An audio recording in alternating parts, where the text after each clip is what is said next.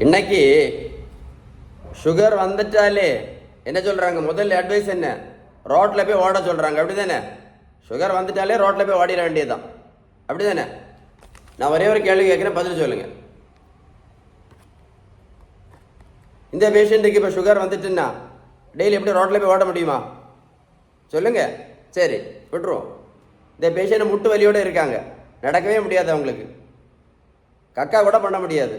அவங்கள போய் ரோட்டில் போய் ஓட முடியுமா? ஓட சொல்ல முடியுமா? சொல்லுங்கள். சுகர் வந்தாலே ரோட்டில் போய் ஓடணும்னா இந்த பேஷண்ட் எப்படி ரோட்டில் போய் ஓடுவாங்க? இவங்களுக்கு சுகர் வந்திருக்குன்னு வைப்போம், எப்படி இவங்க ரோட்டில் போய் ஓடுவாங்க? சொல்லுங்கள். சரி, சில பேஷண்ட்டுக்கு காலுக்கு பாதத்துக்கு அடியில் புண்ணு வந்திருக்கும், பேண்டேஜ் எல்லாம் போட்டிருப்பாங்க, இன்சுலின்லாம் போட்டுட்ருப்பாங்க. இவங்க போய் எப்படி ரோட்டில் போய் ஓடுவாங்க? சொல்லுங்கள். இந்த மாதிரி காலில் புண்ணு வந்து பேண்டேஜ் போட்டிருக்காங்கன்னு வைங்களேன், இவங்க எப்படி ரோட்டில் போய் ஓடுவாங்க? சுகர் வந்தாலே ரோட்டில் போய் ஓடணுமா?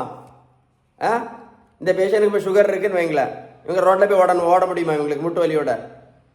இங்கே பாருங்கள், மருத்துவத்தில் உள்ள ஸ்டாண்டர்ட் டெக்ஸ்ட் புக், அந்த புத்தகத்தை பேர் என்ன தெரியுமா? ஹாரிசன். இது எழுதி வச்சுக்கிடுங்க. இந்த புத்தகம் என்ன சொல்ல தெரியுமா? சொல்ல தெரியுமா? இந்த புத்தகம் என்ன சொல்லுது அப்படின்னா, பேலன்ஸ்டு டயட்டு தான் சுகருடைய first treatment, best treatment, excellent ட்ரீட்மெண்ட்னு சொல்லுது.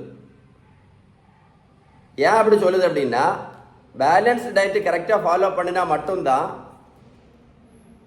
இந்த இன்சுலின் ரெசிஸ்டன்ஸ் வந்து நல்லபடியாக கண்ட்ரோலுக்கு வரும்னு சொல்லுது. இன்னும் புரிஞ்சா? அதனால உங்களுக்கு சுகர் மாத்திரையை நடத்தணும், இல்லை இன்சுலினை நிரந்தரமாக நடத்தணும் அப்படின்னா நீங்கள் செய்ய வேண்டியது என்ன அப்படின்னா, பேலன்ஸ் டயட்டு மட்டும்தான். ஃபஸ்ட்டு வந்து பேலன்ஸ் டயட்டு தான். அப்படி நான் சொல்லலை, அந்த புத்தகம் சொல்லுது. ஃபஸ்ட்டு வந்து பேலன்ஸ் டயட்டு தான். ரெண்டாவது என்னது? உடல் உழைப்பு. மூணாவது என்னது?